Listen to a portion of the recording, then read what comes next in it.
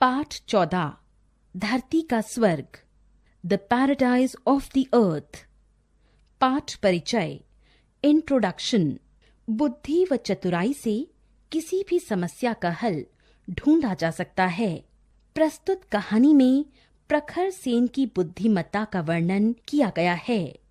सोचिए, let's think. शारीरिक बल तथा मानसिक बल में क्या अंतर है? मानसिक बल भी क्या उतना ही आवश्यक है जितना शारीरिक बल? जीवन मूल्य, वैल्यूज, आपसी समझ, संवेदनशीलता, बुद्धि, चातुर्य, प्रकृति प्रेम, पर्यावरण संरक्षण। शाम का समय था। महाराज विक्रम सिंह अपने दरबारियों के साथ बैठे बातें कर रहे थे। सभी दरबारी अपने अपने अनुभव सुना रहे थे। कोई किसी स्थान की सुंदरता का वर्णन करता तो कोई किसी घटना का। तभी महाराज बोले, न जाने हमारे दादाजी किस स्थान की सुंदरता का वर्णन करते थे। वे कहते थे कि वह स्थान धरती का स्वर्ग है। हम आज भी उस जगह को देखना चाहते हैं। सब दरबारी चुप हो गए।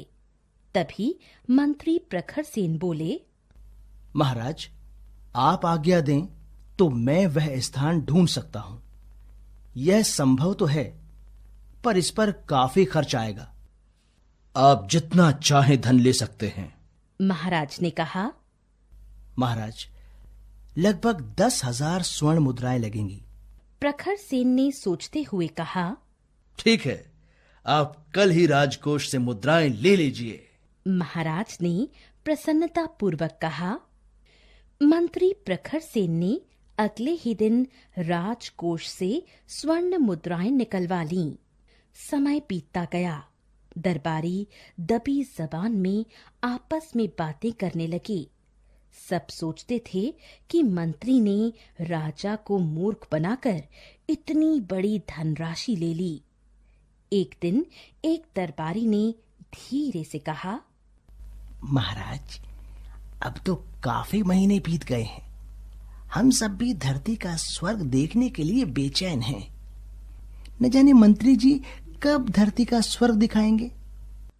अन्य दरबारी भी यह सुनकर हाँ में हाँ मिलाने लगे। प्रखर सेन यह सुनकर मुस्कुराए और बोले, महाराज, खोज करने में तो समय लगता ही है।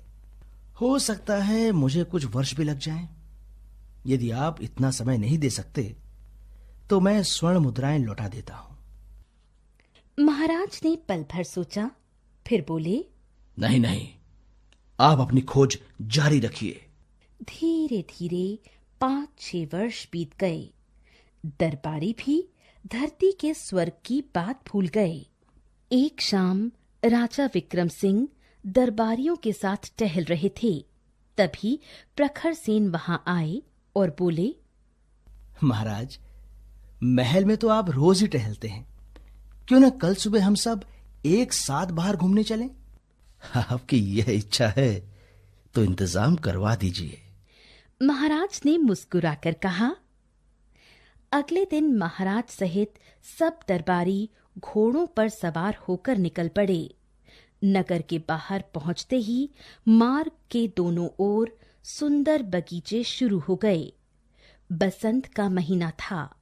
दूर दूर तक हरियाली छाई हुई थी। जगह जगह रंग बिरंगे फूल खिले थे। पक्षियों की मधुर आवाजें गूंज रही थीं। कहीं कोई हिरन दौड़ता हुआ निकल जाता तो कहीं पंख फैलाए मोर नाचते दिखाई देते। जगह जगह पर सुंदर फव्वारे लगे हुए थे जो वातावरण को ठंडक और मोहकता प्रदान कर रहे थे। कुछ दूरी पर मंत्री ने लताओं की झुरमुट में आराम का प्रबंध कर रखा था। सबके बैठते ही सेवक ताजे फल ले आए। महाराज बोले, भाई वाह, क्या अलौकिक सौंदर्य है। लगता है जैसे हम स्वर्ग में आ गए हैं। प्रखर सेन बोले, महाराज, यही तो है धरती का स्वर्ग। आपके पूरे राज्य में आप जहां भी जाएंगे वहां ऐसे ही स्वर्ग का नजारा आपको देखने को मिलेगा। आपकी स्वर्ण मुद्राओं से ही धरती का ये स्वर्ग बन पाया है। महाराज बोले, मंत्री जी, आप धन्य हैं। आपने तो पूरे राज्य को ही संवार दिया। सब दरबारी बोल उठे, सच महाराज, हरी भरी धरती किसी स्वर्ग से कम नहीं। आखिर मंत्री जी ने हमें धरती के स्वर्ग के दर्शन करवा ही दिए।